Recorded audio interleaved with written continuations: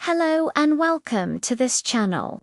Today we're going to talk about pagoda architecture. Pagodas are architectural structures that originated in India and then spread to other parts of Asia.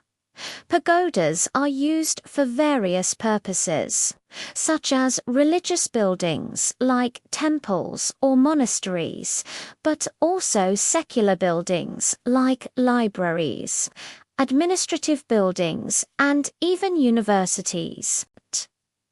In this video, we will be focusing on Buddhist pagodas.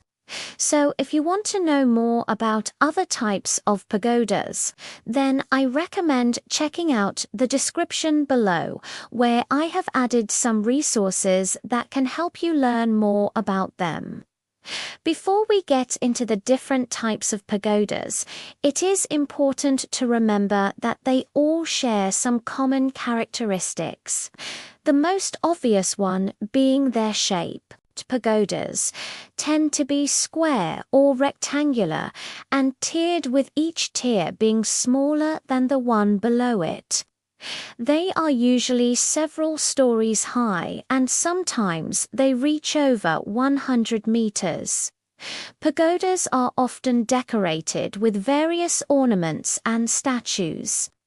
The materials used for pagodas vary depending on the region and the time period in which they were built. They can be made of wood, brick, stone, or concrete. Some famous examples of wooden pagodas include the Chiang Mai and Mandalay in Myanmar, while the giant wild goose pagoda in China is an example of a brick pagoda.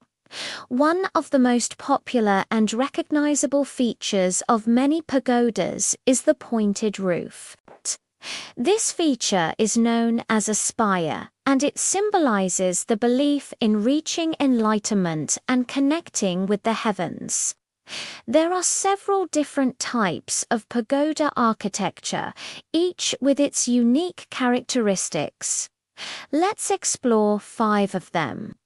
White pagodas are found throughout Southeast Asia, but they are especially prevalent in Myanmar.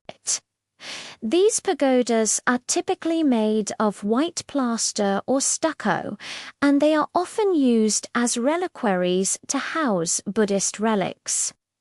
They are usually built on a square or rectangular platform, and they have a square base. The tiers of the tower are connected by stairs, and each tier contains niches that can hold statues of various Buddhist figures. White pagodas are often highly ornamented, and they may also feature decorative balconies and finials at the top of each tier. The white color of these pagodas is said to represent purity and enlightenment. A notable example of a white pagoda is the Shwedagon Pagoda in Myanmar, which is considered one of the country's most sacred Buddhist sites. Another type of pagoda is the stepped pyramid or tetrapod. This type of pagoda is characterized by its pyramid-like shape, and it is often built from large blocks of stone. Stepped pyramid pagodas are found in various countries, including Sri Lanka, Cambodia, and Indonesia. They usually have a square base, and each tier is slightly smaller than the one below it. The corners of the tower are often decorated with niches containing statues of Buddhist figures. Some stepped pyramid pagodas also have a flat roof at the top, which can serve as a platform for a statue or a shrine. One of the most famous examples of this type of pagoda is the Pagoda Pagoda in Cambodia, which dates back to the 9th century. Let's now talk about the bell-shaped pagoda, which has a distinct shape that resembles a bell or a lotus bud. Bell-shaped pagodas are commonly found in China and Japan. and they are often constructed from brick or wood. They typically have a circular base, and the tiers of the tower are decorated with intricate patterns and designs. The upper part of the tower tapers to a point, and it is often adorned with a finial. Bell-shaped pagodas are designed to symbolize the bell-like shape of the Bodhi tree under which Siddhartha Gautama achieved enlightenment. An iconic example of this type of pagoda is the giant wild goose pagoda in China, which was built during the Tang dynasty. The next type of pagoda we'll discuss is the multiple-storied type. As the name suggests, these pagodas consist of several stories stacked on top of each other. Each story has its own set of features and decorations, and there may be balconies or other architectural elements. Connecting the different levels, multiple-story pagodas are found throughout East Asia, including China, Korea, and Japan. They can be made of wood, brick, or stone, and they often feature elaborate roofs with intricate details. Multiple-story pagodas are designed to represent the heavens, and they may contain relics or statues of Buddhist figures within the structure. The Lifang Pagoda in China is a remarkable example of this type of pagoda.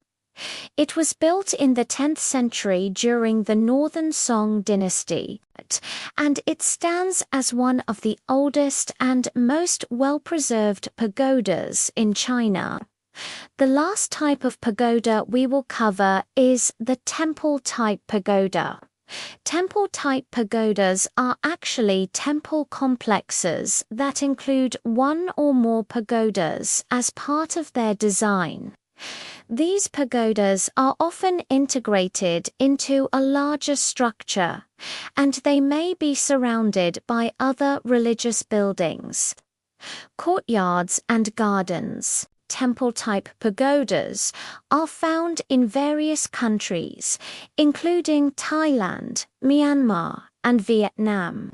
They can be built in different styles, and they may incorporate other architectural elements such as stupas or shrines. Temple-type pagodas often serve as centers of religious activity, and they may also function as educational institutions or hospitals. One prominent example of a temple-type pagoda is the Wat Phra Kaew in Thailand, also known as the Reclining Buddha. The complex includes several pagodas, and it is home to a massive reclining statue of Buddha. Throughout history, pagodas have played a significant role in the cultural and religious landscape of many Asian countries. They have served as places of worship, meditation, and learning, as well as centers of community life. The architectural beauty and intricate designs of pagodas continue to captivate people from around the world, and they remain an integral part of the heritage of many Asian societies. If you enjoyed learning about different types of pagodas, please don't hesitate to let me know in the comments below. I would love to hear your thoughts. And if you want to support my work, consider supporting me through donations. Thank you for watching, and I hope you learned something new. Until next time.